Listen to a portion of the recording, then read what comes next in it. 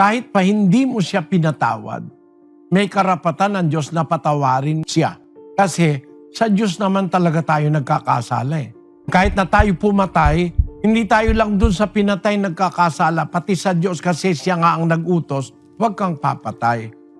Tinuturuan lang tayo ng Diyos magpatawad kasi kung hindi tayo magpapatawad, hindi rin naman niya tayo patatawarin. Pag nagpapatawad tayo, papatawarin niya tayo. Kasi ganun ang Diyos eh. Sabi niya sa mga Kristiyano, kung ano gusto niyong gawin sa inyo, gawin din ninyo sa kapwa niyo tao. Ba tinuturo sa school yun, tawag doon, golden rule eh.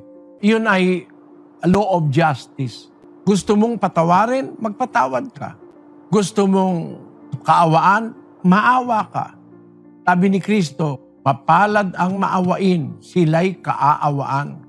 Hindi naman ang Diyos ang gumawa sa inyo ng masama eh. Mga alagad ni Satanas eh.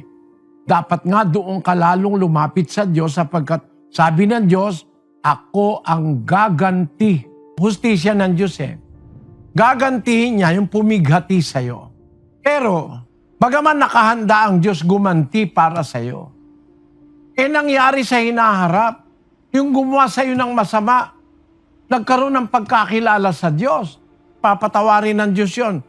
Eksakto, ganyan ang nangyari kay San Pablo.